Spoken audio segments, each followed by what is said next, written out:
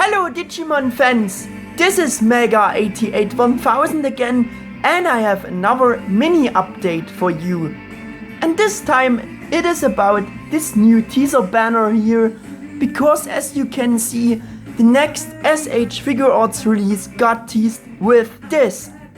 As you can easily see with the first look at it, this is the Figuarts Imperialdramon fighter mode figure. Nobody would have expected that, and I mean that in a rather negative way, because of Bandai Tamashii Nations already released this S.H.Figuarts Imperialdramon fighter mode figure back in 2014. And the silhouette here matches exactly the old Figuarts Imperialdramon fighter mode figure's mold. That was also the first post about this in the video.If forum by the person who posted this news. You can see this especially on the mold and on the design of the joint design of the wings and on the mold of the wings itself, which looking absolutely the same from the silhouette like they looked and were molded on the 2014 figure. While it's generally nice to see that they continue the S.H.Figuarts Digimon figure series with another announcement, it is on the other hand actually a weird choice that Bandai chose this figure, and the reason for why this is a weird choice we need to talk about now. And the reasons are just because I just can't imagine any further improvements from the old figure to the, in quotation marks, now new Imperialdramon fighter mode figure here, except for the color design, because it can be expected that the teased one will also get released under the premium color edition name. So apart from a different color scheme, which was actually already very good on the old one as well, I just don't see any possible further improvements for the new one here. Because the figure from 2014 was pretty perfect in terms of the overall mold, the proportions, and actually had everything what you needed and wanted, and was pretty perfect all around. Even all important option ports were included, and everything was just already like you would wish it to be. On the other two before, there were more things than just the color scheme that they could and have improved and did changed for their respective new premium color edition figure versions, such as the thing with the pose-able cloth capes for both, or additional useful option parts, especially for Alphamon Uryuken Premium Color Edition.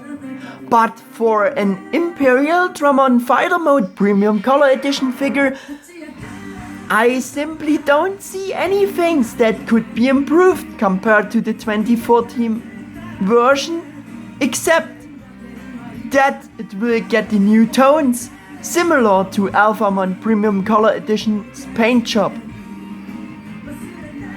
Because the overall molds have not been changed for the others, for the new Premium Color Edition figures, and are the same as the previous figure version's molds. So I don't see a completely new mold for this teased Imperialdramon fighter mode figure. I don't think so, and you know that's not gonna happen, and that is, as already mentioned, actually confirmed by the silhouette of the figure in this teaser image here. That all also matches to the statements and comments under the entry in the video.If forum from different members, but does it even really worth the choice for Imperialdramon fighter mode then? If that should really be the case, and it will be exactly the same figure with just a different color scheme, then I strongly doubt Bandai's choice this time and actually see it as a wasted potential for better choice or figure. So I would really rather expected a remake of the Digimon figure as the next because of the new posable cloth cape topic and theme as a potential next premium color edition figure. But Imperialdramon is a really weird choice. In the comments there are of course different guesses made from different members of what could be else. For example, one member could imagine that a fighter mode could come with additional new option parts as the Omega Sword and the destroyed wings to recreate the moment before it digivolved into the Paladin mode in the movies or in the movie. This member also mentioned that a better posability could benefit from changes too, but not by much. And the member also mentioned an effect part for the positron laser. How I said, that are guesses from a member. I have to say about that these are interesting assumptions, but they even wouldn't have to completely create a new mold for the Omega Sword, since there was also this repaint as the Paladin mode from the 2014 fighter mode figure, and Bandai already logically had to create the sword for this and included it with the Paladin repaint or Paladin repaint.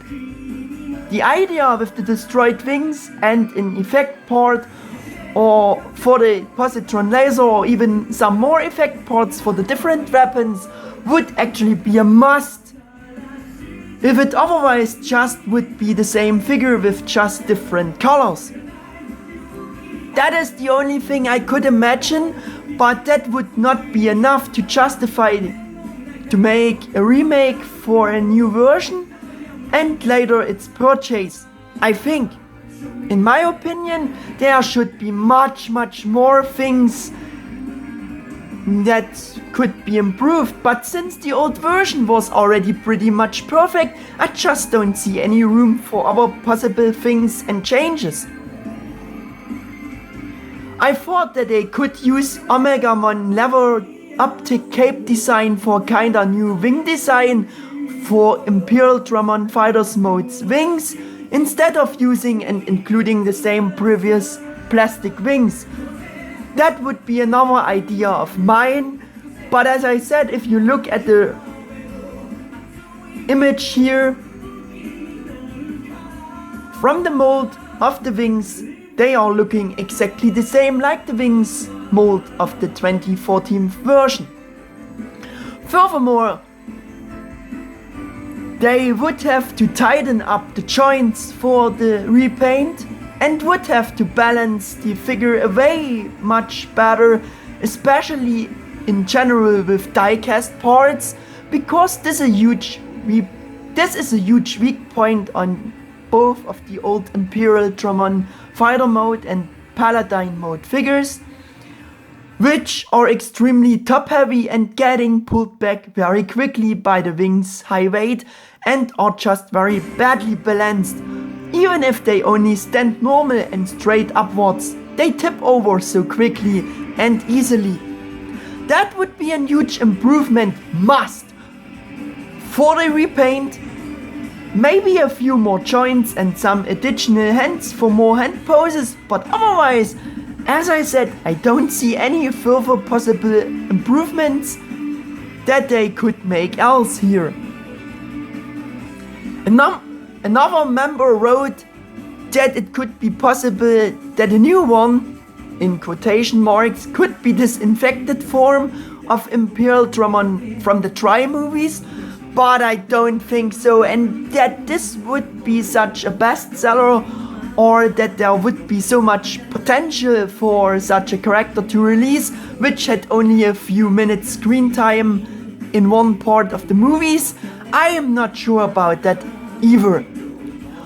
Also, to make this, Bandai would only have to change the color scheme in the end, so we are back at the beginning of the question why it is Imperialdramon again. As I said, It is and remains for many, including myself, a very strange choice.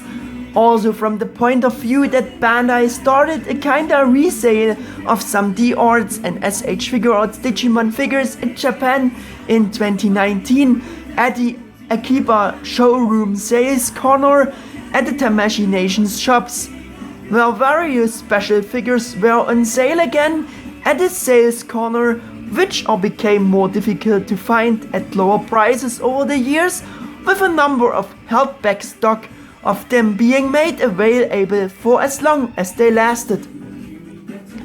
That wasn't the real re-release, but as you can see in the picture here, S.H.Figuarts Imperialdramon Fighter Mode was included in this resale as well, and even the US online site Big Bad Toy Store got some of these held back stocks, and so this offer was also available for a wider mass and not only limited to people in Japan. So all fans who'd not got the S.H.Figuarts Imperialdramon Fighter Mode back then got another chance to get it, and so the supply gap should have been closed as well. Therefore, it is all the more incomprehensible that they chose an Imperialdramon Fighter Mode. Again, for me personally, the potential is clearly wasted and really only interesting for those who have also missed this resale and still shouldn't have the original S.H.Figuarts Imperialdramon Fighter Mode figure. And with that, I also would like to conclude my brief thoughts about the first teaser here for another new Digimon Figuarts announcement. As I said, that's all just assumptions from the point of view of this first teaser, which should also be with some caution, but which in a bad sense could all become true as well. We really have to wait until there are more details about, and maybe Bandai will surprise us with unexpected things, but as I already mentioned several times before, especially with Figuarts Imperialdramon Fighter Mode repaint, I just can't see not very much room for big new surprises, because the 2014 version was and is just perfect, except for the balancing. But to be honest, I keep my hopes still very low for it. At the end, I hope that this info video was at least a bit interesting for you again.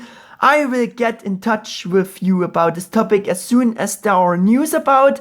Until then, thanks for watching, and until the next video in general, high five your Mega 88 1000.